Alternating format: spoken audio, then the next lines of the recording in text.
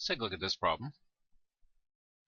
We got f of x is equal to e to the negative 2 over x to the third power. And we want to find derivative.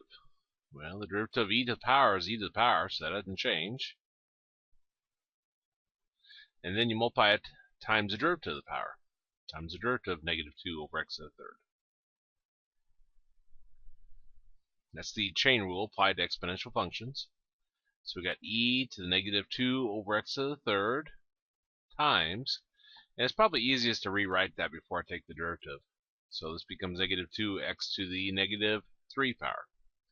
If you got extra power in your denominator, you can always take it up on top, and then the sign of the exponent will change. So it went from x to positive 3 to an x to negative 3. Okay, so we got e to the negative 2 over x to the third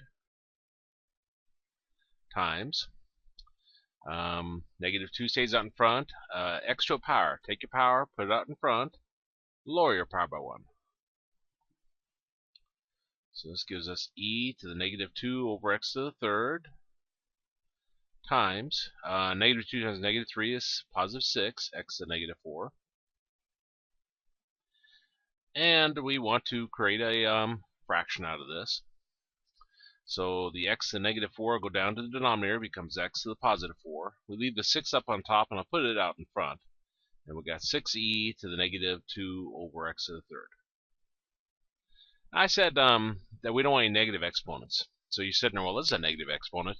It isn't, because it has a variable in it. We don't know what it is. If I put in a negative 1, for example, for the x to the third, we'd have 2 over negative 1 with a negative out in front becomes a positive 2. That's why when you got a negative exponent and you got a variable in it, you never worry about moving it down to the denominator. So that'd be our answer.